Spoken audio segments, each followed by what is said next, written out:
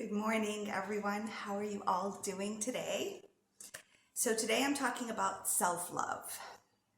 And it just struck me that it's such an important topic because as we've lived our lives trying to understand what self-love actually looks like, we have spent a lot of time believing that self-love means the surface stuff, like I'll take a nice bubble bath, I'll go to the coiffeur, I'll get a massage, I'll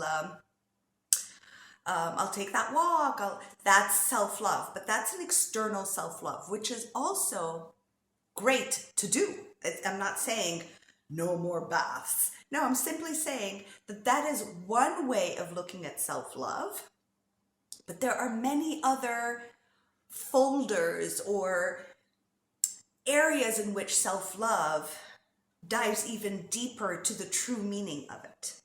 So I'm talking about this because a lot of times we get a little confused between selfish and self-love, right?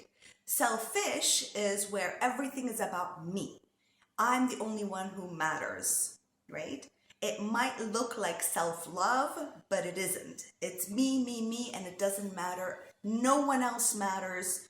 Nothing else matters but me. And therefore, when this happens, you tend to step on everyone's feelings. You don't really care about how you have no compassion, no empathy. It's all about this hyperactive state of it's all about me. Why? Because I'm lacking so much inside, right? The world must succumb to what I think is the right thing, the way, so that I can feel better. I need everyone to walk on eggshells around me and be exactly who I want them to be so I can feel good about me. That's selfish. That's very different. Self-love means that when I am aware of how I am feeling at any given time, I'm feeling sad, I'm feeling down, I'm feeling anxious, I'm feeling stressed, I'm feeling whatever it may be, even if I'm feeling happy. Because we have that dialogue with ourselves, even when happiness shows like, oh, how long is this going to last? It's probably going to go away. So we can't even enjoy the happiness. In general, whenever an emotion shows itself to you, because it lives inside of you, it has nothing to do with the external world, it lives inside of you. Self-love means that I can find a space within me to love myself even if I am feeling whatever I am feeling. Meaning, if I am feeling really stressed right now, to be angry at myself for feeling stressed, to put myself down, to blame myself for feeling stressed, simply means that I'm right now showing a lot of self-hate to myself. Is it making sense? So that is the opposite of self-love. Self-love means that whatever state of being I am in, whether I am shaming myself, blaming myself, guilting myself, whatever state you are in at the time, you can bring in your higher self, the true essence of you that also resides within you and around you, the true essence of you that is the divine, a spark of the divine that is allowing you to move and experience, right? You can ask that presence inside of you to come forth and love the aspect of you or the version of you that is not feeling so great right now. Making sense? So it'll be helpful if you can kind of like, we've got a lot of things talking. We feel like there's a lot of people and different opinions in our minds. So, for example, you'll have like in your mind saying, oh, you shouldn't have talked that way. And then someone else, another version of you is contradicting that. Well, there's nothing wrong with the way you spoke. At least you spoke up. And then there's like, yeah, but look how upset you made that person. And there's this dialogue inside, right? And none of them are you. None of them are you, just for you to know. These are all just thoughts. This is the human version, right? But there's another version of you in there. And this is the essence of you, the truth of who you are. Call your higher self. And that higher self is just pure love. It is loving you with whatever dialogue you have about yourself all the time. It is accepting you exactly the way you are, in whichever form you are in. If you are in fear, it's loving you. If you are putting yourself down, it's still loving you. If you feel bad, it's still loving you. You are just constantly being poured with love from your higher self. Now, how this can work for you as like step one or like a closer kind of way towards it is to assume, to envision, to feel your higher self. If you can't feel your higher self, that's okay. Just visualize a higher version of you. The version of you that chose to come on this earth journey to learn something, to experience something, to know something, whatever it is, it doesn't really matter. Just that version of you that chose to have an experience with a body form, right? And the thoughts that are coming and the emotions that are making you feel bad are going to be loved by that higher self, right? So you take on the identity of that higher self and you just say, I love you no matter what. You're allowed to be this way. There's nothing wrong with you. I understand. I love you. Be afraid. Even if you are so fear-based, I love you anyway. I'm here for you. I care for you. You can feel whatever you feel. You are allowed to feel whatever you feel, and I will love you as you feel your feelings. That is self-love. Because self-hate, or what we're trying to move away from, is the ugly dialogue we tell ourselves, blaming ourselves all the time for feeling what we feel. If we feel sad, you shouldn't be feeling sad. Why are you feeling sad? You've gone through this already, or you're feeling angry at yourself. You're so pissed at yourself because you've done everything in your power to know how to answer back on the spot and you still didn't get it right? And you get really mad at yourself. That's not self-love. Self-love would be, oh, you didn't know how to answer this time. That is okay. That's the beauty of you. You need to absorb the thing. I love you even if you can't answer back. Even if you can't do this, I still adore you. I am here with you. There is no problem. There never is a problem. The only problem is the dialogue and the crap you tell yourself.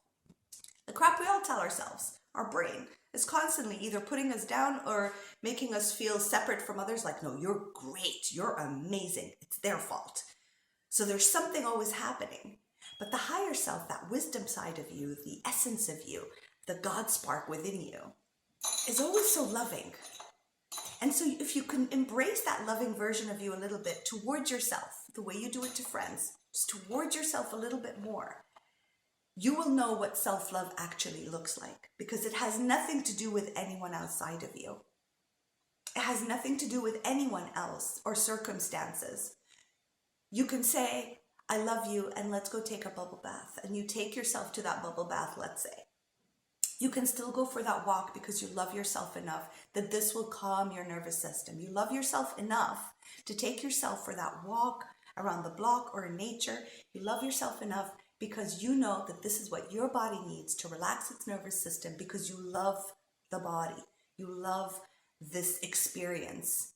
You care for who you are. That's self-love. The reason you take that bath, you take that walk, you go to that outing is not to run away from the bad feeling. That's the difference. It's a slight difference. You're not running away from the bad feeling, but you're catering to it by seeing what would you need to feel better as I allow this feeling to express itself within me. And then you do the thing. So this is how we can merge them together now. So there's the self-love conversation. Bring out your higher self. Let it have a conversation with you in a loving, kind, gentle way.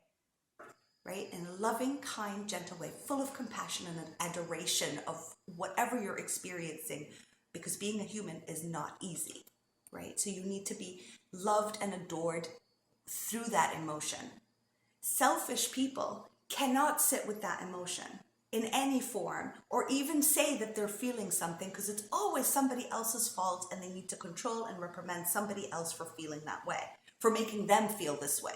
But that is how they feel inside. It has nothing to do with anyone.